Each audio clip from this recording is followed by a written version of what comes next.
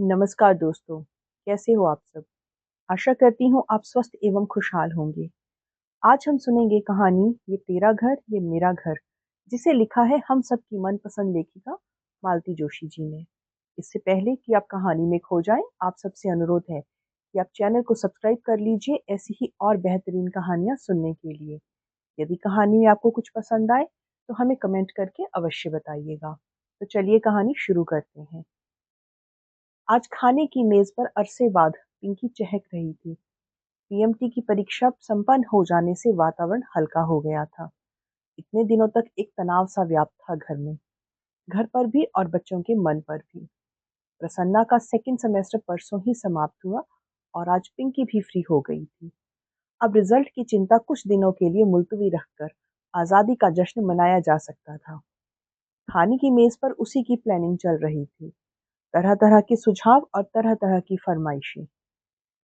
Mister प्रसाद ने बच्चों के उत्साह पर ब्रेक लगाते हुए कहा, तुम लोग शायद भूल रहे हो कि पापा के ऑफिस में समर वेकेशन जैसी कोई चीज नहीं होती। आप आराम से घर पर बैठे रहिए।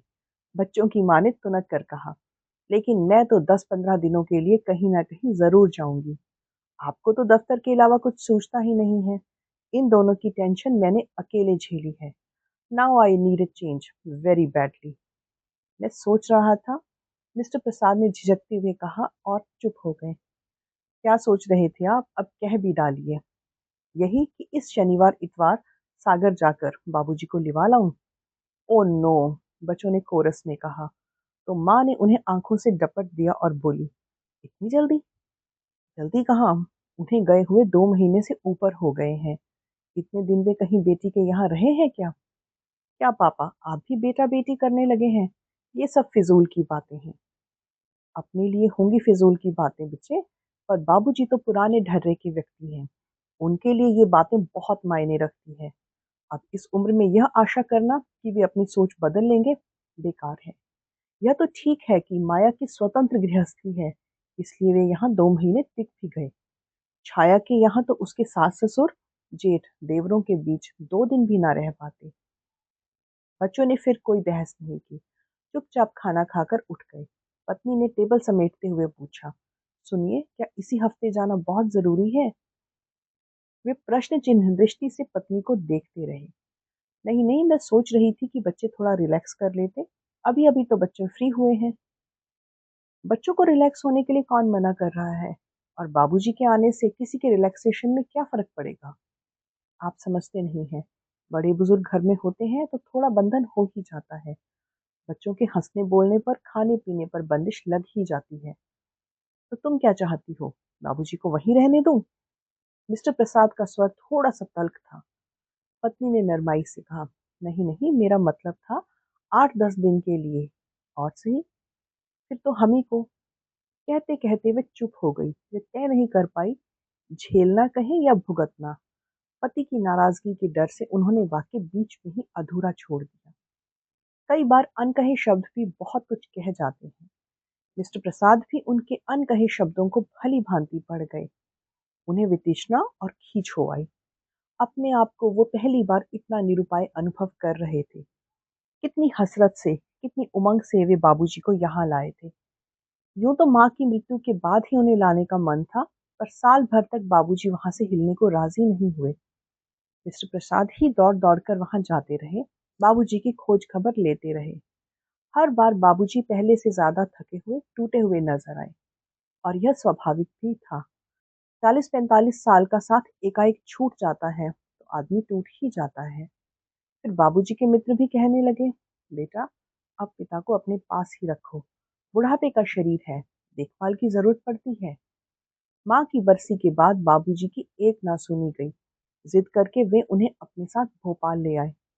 बेटे के साथ बहू और बच्चों ने बहुत मनुहार की थी, तभी कहीं जाकर बाबूजी तैयार हुए थे। पर बहुत जल्दी ही यह एहसास होने लगा कि स्वागत का यह भाव धीरे धीरे तिरोहित होने लगा है। यूं तो बाबूजी बहुत शांत प्रकृति के जीव हैं और उनकी जरूरतें भी बहुत थोड़ी सी हैं। इधर उधर दखल अंदाजी करने की आदत भी नहीं है उनकी। फिर भी वे हाड़ मास के जीव ही तो हैं। घर में उनकी उपस्थिति महसूस की ही जाती थी। सबसे बड़ी समस्या थी सोने की। इससे पहले बाबूजी जब भी आए माँ साथ में होती थी और वे दोनों एक दूसरे का ख्याल रख लेते थे।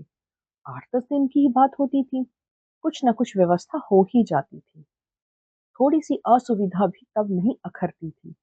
बच्चे छोटे थे तो दादा दादी के साथ खुशी से एडजस्ट हो जाते थे, बल्कि तब तो दोनों में से एक होड़ लग जाती थी कि कौन किसके पास सोएगा। पर अब स्थितियां बदल गई हैं। बच्चे बड़े हो गए हैं, दोनों के पास अपने स्वतंत्र कमरे थे। तीसरा प्रसाद दंपति का था। कुछ दिन पिंकी माँ के साथ सोई और प्रसाद जी पिता के साथ उनके कमरे में सोए। पर यह व्यवस्था स्थायी तो नहीं हो सकती थी ना। और जवान होती बिटिया के कमरे में बाबूजी का सोना भी अच्छा नहीं लगता था। फिर उन्हें प्रसन्ना के कमरे में सुलाया गया। वहां भी घोर असुविधा थी। प्रसन्ना को रात देर तक जागकर पढ़ने की आदत थी। उसका स्टीरियो भी हर दम बजता रहता था। दीवार पर कई ऐसे पोस्टर थे जिन्हें बाबूजी की नजरों से बचाना जरूरी था। अंततः बाबूजी की व्यवस्था हॉल में की गई। 3 बेडरूम वाले घर में भी बाबूजी के लिए निरापद बस यही स्थान था। वे दीवान पर आराम से सो भी जाते थे, पर उनके साथ उनका पानी, दवाइयाँ, टोपी, मफलर, टॉर्च, जूते, चश्मे सब वहीं रखे रहते थे। सुबह नौकर के आने तक बाहर का कमरा बाहर वालों के बैठने लायक नहीं रहता था। और सबसे बड़ी समस्या थी टॉयलेट की। बुढ़ापे के कारण रात में कई बार उठना पड़ता था, तो प्रसन्ना के कमरे का ही आश्रय लेना पड़ता था। बाबूजी को सुबह जल्दी उठने की आदत थी। रात भर का जागा हुआ प्रसन्ना सुबह सुबह उनके मुख प्रक्षालन से खींच उठता था। एक स्थिति यह आई कि बाबूजी बच्चों के लिए अझेल हो गए। यह अझेल शब्द भी बच्चों का ही गढ़ा हुआ था, जो प्रसाद जी को बहुत चुभा था। फिर एक दिन उन्होंने छोटी बहन को चुपचाप पत्र लिखा कि कुछ दिनों के लिए बाबूजी को ले जाएं। बच्चों की परीक्षा के बाद वे खुद उन्हें लेने आ जाएंगे। अब परीक्षाएं भी समाप्त हो गई हैं, पर लगता है घर अभी भी मानसिक रूप से बाबूजी के पुनरागमन के लिए तैयार नहीं है। मिसेस प्रसाद देर रात तक टीवी देखती थी, सुबह देर से उठती थी, 12 बजे तक नहाती थी। हफ्ते में 2 दिन उनकी मालिश आती आती थी, हर 15वें दिन मेहंदी वाली, और महीने में एक बार उनकी किटी पार्टी होती थी। बाबूजी के रहते ये सारे काम सहजता से नहीं हो पाते थे। पिंकी को सहेलियों के साथ बाहर घूमने का शौक था। हर हफ्ते में एक बार वो लोग पिक्चर जाती थी। प्रसन्ना का तो कोई टाइम टेबल ही नहीं था। दोस्तों का जमघट हमेशा उसे घेरे रहता था। बाबूजी के रहते ये गतिविधियां भी थोड़ी धीमी हो जाती थी। फिर सारे परिवार को बाहर खाने का शौक था। बाबूजी साथ नहीं जाते थे। उनके लिए घर पर पूरा इंतजाम करके जाना पड़ता था। बाहर जाने का सारा मजा ही किरकिरा हो जाता था।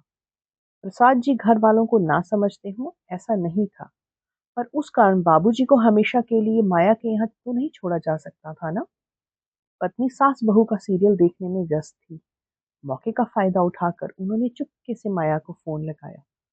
वे हर हफ्ते दर हफ्ते फोन करके बाबूजी का कुशल क्षेम पूछ लेते थे, पर उन्होंने बाबूजी से कभी बात नहीं की थी। उन्हें लगता था कि कहीं बाबूजी ने वापस आने की जिद पकड़ ली तो वो मना नहीं कर पाएंगे। फोन माया के पति सुरेश ने उठाया। कुशल क्षेम के बाद प्रसाद जी ने कहा, मैं अगले रविवार आ रहा हूँ, बाबूजी से कहिए तैयार रहेंगे। भाई साहब, आपको माया ने बताया नहीं? बाबूजी तो कब के यहाँ से चले गए। चले गए? कहाँ, कब, कैसे, क्यों? उन्हें लगा कि आवाज कुछ ज्यादा ही ऊंची हो गई है।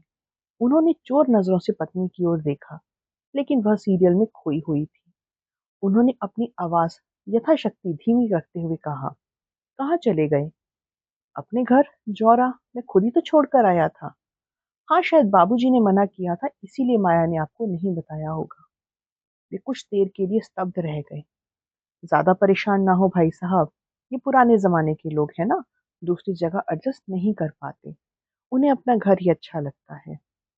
उस रात मिस्टर प्रसाद जरा भी ना सो सके। पता नहीं कैसे कैसे विचार आते रहे। मुश्किल तो यही थी कि वे अपनी परेशानी पत्नी के साथ भी शेयर नहीं कर सकते थे। वह फौरन कह देती थी, हमने तो 6 महीने जेल ही लिया है, पर आपकी बहन तो जरा सी देर में ही उकता गई। दूसरे दिन उन्होंने माया को दफ्तर से ही फोन लगाया। जानते थे उस समय सुरेश भी घर पर नहीं होगा। उनके उल्हानों के उत्तर में माया ने कहा, भाई साहब, आप कुछ मेरी मजबूरी का भी तो अंदाज़ा लगाइए। वे तो 8वें दिन से ही जाने की रट लगाए बैठे थे। बड़ी मुश्किल से मैंने उन्हें 15 दिन रोका। फिर वे तो अकेले ही चल पड़े थे। बोले, भोपाल कौन-सा दूर है? यहाँ से बस में बिठा दो, वहाँ फ़ोन कर दो, कोई ना कोई उतार लेगा। बस मुझे घर भेज दो। मैंने बहुत मना किया, पर जब बिल्कुल ही ज़िद पर आ गए, तो उन्हें असली बात बतानी ही पड़ी। असली बात? असली बात क्या माया? यही कि बच्चों की परीक्षा होने तक आपको यहीं रहना है। तब तो शायद तुमने यह भी बता दिया होगा कि मैंने ही तुमसे कहा था कि इन्हें ले जाओ। भाई साहब, यह तो मैं कभी नहीं बताती, पर उन्होंने खुद ही अंदाज़ा लगा लिया। इसके बाद तो वे पल भर भी यहाँ रुकने को राज़ी नहीं हुए। बोले, ईश्वर की कृपा से अभी मेरा घर सलामत है, मुझे वहीं पहुँचा दो। फिर ये खुद जाकर छोड़ आए थे। ज़रूरी व्यवस्थाएं भी कर आए थे। इसके बाद कहने को कुछ था ही नहीं। उन्होंने चुपचाप रिसीवर रख दिया और उस घड़ी को कोसते रहे जब उन्होंने बाबूजी को माया के साथ भेजा था। पूरे हफ्ते मिस्टर प्रसाद गुमसुम बने रहे। फिर एक शाम मालवा एक्सप्रेस से चल ही पड़े। मुंह अंधेरे मुनैरा पहुंच गए। वहां से जो पहली बस मिली उससे जौरा के लिए चल पड़े। उन्होंने सोचा कि इतनी सुबह घर खुलवाने में दिक्कत होगी, लेकिन भूल ही गए थे कि गांव कस्बों की सुबह जरा जल्दी ही हो जाती है। घर पहुंचकर देखा, सामने वाले आंगन में चारपाइयां बिछी हुई थी और बाबूजी की मित्र मंडली चर्चा में मशगूल थी। उन्होंने जाते ही सबके पांव छुए और आशीर्वाद पाया। फिर वो सब के सब उठ खड़े हुए। पंडित जी, अब आप बेटे की खातिर कीजिए, हम लोग चलते हैं। अरे अरे, आप लोग बैठिए ना, मैं कोई मेहमान हूँ क्या? यह तो मेरा ही घर है। आप लोग इत्मीनान से बैठे। इस आग्रह में शिष्टाचार तो खैर था ही, लेकिन एक उद्देश्य यह भी था कि उतनी देर तक बाबूजी के सामने अकेले पड़ने से बचे रहेंगे। पर बाबूजी के दोस्त वहां ज्यादा देर नहीं रुके। थोड़ी ही देर में विदा करके बाप बेटे दोनों भीतर आ गए। बाबूजी बोले, तुम हाथ मुंह धो लो, तब तक मैं चाय चढ़ाता हूँ। बाथरूम का दरवाजा खोला तो चकित रह गई। बाबूजी, ये कमोड कब लगवाया आपने? अभी अभी तो लगवाया है। सोचा तुम लोग आते जाते हो तो तुम्हें परेशानी होती होगी। मुझे भी बुढ़ापे में आरामदायक लगता है। उस पुराने से घर में वह नया नकोर बाथरूम टाट में रेशम के पैबंद सा लग रहा था। फ्रेश होकर बाहर आए तो देखा, चौके में एक छोटी सी टेबल पर चाय लग गई है, साथ में बिस्किट भी थे। यह मेज भी नहीं लग रही है बाबूजी? हाँ बेटा, अब पटे पर बैठकर खाना अच्छा नहीं लगता। तुम्हारी माँ याद आती रहती है। वैसे भी पटे पर बैठकर खाने का मजा तो तब है जब कोई पास बैठकर बात करे, गरम गरम फुलके उतार कर मनोहार के साथ परोसे। जब अपने से लेकर खाना है तो मेज ही ठीक है। प्रसाद जी समझ गए कि बाबूजी एक तरह से यहीं रहने का मन बना चुके हैं। वे पहले की अपेक्षा चुस्त दुरुस्त भी लग रहे थे। शायद माँ की आकस्मिक मृत्यु के दुख से अब वे उबर चुके हैं। अपने मन की बात कहने के लिए वे उपयुक्त शब्द खोज रहे थे। तभी किसना ने आकर उसके पैर छुए। कैसे हो किसना? बस, बाबूजी की कृपा है, किसना ने गदगद भाव से कहा। बाबूजी की कृपा का बखान फिर कर लेना, पहले जाकर भैया जी के लिए कुछ नाश्ता लेकर आ किसना। बाबूजी ने कहा और जेब से पैसे निकालकर वे तफसील से उसे कुछ समझाने लगे। प्रसाद जी ने कहना चाहा कि बाबूजी, आजकल मैं यह सब नहीं खाता हूँ। उन्होंने खुद उठकर किसना को पैसे देने चाहे, पर हिम्मत ही नहीं हुई। उन्होंने अनुभव किया कि बाबूजी अपने पुराने फॉर्म में लौट आए हैं। यह भी कि यह घर बाबूजी का है, यहाँ उनका आदेश ही चलता है। उन्होंने सोचा, नाश्ता आने से पहले नहा लिया जाए। नाश्ते के बाद आंगन में बंधी रस्सी पर तौलिया फैलाते हुए उन्होंने देखा कि एक महिला ने उन्हें देखते ही लंबा सा घूंघट खींच लिया है। बाबूजी, पीछे आंगन में कौन है? किसना की बहू होगी। वे लोग अब यहीं रहने लगे हैं। यहीं? यहीं मतलब? पीछे गाय वाली कोठरी खाली पड़ी थी ना, उसे ठीक ठाक करके दे दी है। उसकी बहू भी गांव में ही पड़ी थी, अब उसे भी ले आया है। वह मेरे लिए 2 रोटियां डाल देती है, चौका बासन, झाड़ू बुखारी कर देती है। किसना मेरी धोती खींच देता है, सौदा सुलह ला देता है। काम भी हो जाता है और साथ भी। और दूसरे, तुम लोगों को भी फिक्र नहीं रहेगी कि बाबूजी अकेले पड़ गए हैं। लेकिन आपको यहाँ अकेले रहने कौन देगा? मैं आपको ले जाने के लिए ही आया हूँ। मुझे ले जाने की जरूरत नहीं है बेटा, मेरी जब मर्जी होगी चला आऊंगा। पर जब तक मेरे हाथ-पाँव चल रहे हैं, मुझे यहीं रहने दो। यहाँ मेरे दोस्त हैं, नाते रिश्तेदार हैं, आस-पड़ोस है। दरवाजे पर खड़ा भी हो जाता हूँ, तो 10 लोग जय राम जी करते निकल जाते हैं। वहाँ तो समय काटे नहीं कटता था। दिन भर छत के किस्से। तुम सब लोग अपने-अपने काम में मसरूफ रहते हो। अब इस उम्र में मुझसे ज़्यादा पढ़ना-लिखना भी नहीं होता। बाबूजी की बात एकदम सही थी। उसका कोई तर्कसंगत उत्तर प्रसाद जी सोच ही रहे थे कि बाबूजी ने कहा, "एक बात और है बेटा, तुम्हारी माँ तो अब नहीं रही, पर जब तक मैं हूँ, तब तक तो लड़कियों का पीहर बना रहे। कभी उनका मन हुआ, तो आने को एक घर तो हो उनके पास। क्या वे लोग मेरे घर नहीं आ सकती?" मिस्टर प्रसाद ने कहना चाहा, पर अपनी बात का खोखलापन खुद ही उनकी ज़बान पर ताला लगा गया। उन्हें याद आया कि जब-जब बहनों को बुलाना चाहा, घर में समस्याओं का एक अंबार उठ खड़ा हुआ। बाबूजी अपनी रौ में कहे जा रहे थे, माँ के पीछे बेचारी बेटियां जब भी आई हैं, खुद ही खटती रही हैं। अब ये किसना की बहू आ गई है, तो थोड़ा हाथ बटा देगी, कुछ उन्हें भी सहारा हो जाएगा। प्रसाद जी ने विषयांतर करते हुए कहा, बाबूजी, आपने इस छोकरे को जगह तो दे दी है, बाद में कहीं कोई लफड़ा ना हो जाए। कैसा लफड़ा? बाद में अगर इसने जगह खाली करने से इनकार कर दिया तो? बाबूजी ने कुछ सोचते हुए कहा, बाद में मतलब? प्रसाद जी शर्म से गड़ गए। अपनी व्यग्रता में उन्हें याद ही नहीं रहा कि वे क्या कह रहे हैं। लेकिन बाबूजी ने इसे बड़े सहज भाव से लिया और बोले, बाद की चिंता अभी से क्यों? बाद में तो किसी को यहाँ रहना नहीं है। मकान तो बेचना ही है। जो भी खरीदेगा वह किसना से भी निपट लेगा। अपनी शर्म से वे अभी तक उबर नहीं पाए थे और बाबूजी ने जैसे स्पष्ट ही इस ओर संकेत भी कर दिया था। इसलिए अपनी सफाई देते हुए प्रसाद जी बोले, बाबूजी, घर बेचने की बात तो मेरे मन में कभी उठी ही नहीं। मैं अभी की बात नहीं कर रहा हूँ बेटे। अभी मेरे रहते तो कोई सवाल ही नहीं उठता। मेरे लिए यह सिर्फ ईंट गारे की इमारत नहीं है, यह मेरा मानसिक संबल है। पर मेरे पीछे तो इसे निकालना ही पड़ेगा। कर करोगे भी क्या? प्रस्ताव तो अभी से आ रहे हैं। भोपाल जाने से पहले तो इतनी अच्छी ऑफर आई थी कि क्या बताऊं। बड़ी मुश्किल से अपने को रोक पाया। ये कहो कि ईश्वर ने ही सद्बुद्धि दे दी थी, नहीं तो मेरी तो फजीहत ही हो जाती। अंतिम वाक्य कहते कहते तो बाबूजी का स्वर भर्रा ही गया था। इतनी देर में प्रसाद जी के मन में जो बात खदक रही थी, उसे कहने का भी यही मौका था। उन्होंने बिना किसी भूमिका के कह ही डाला, बाबूजी, आप माया के यहाँ से उस पर जिद करके चले आए। यह आपने अच्छा नहीं किया। जानते हैं, मैंने अब तक यह बात आपकी बहू को भी नहीं बताई है। वह तो यही सोचेगी ना कि माया अपने बाबूजी को 1 महीना भर भी ना रख सकी।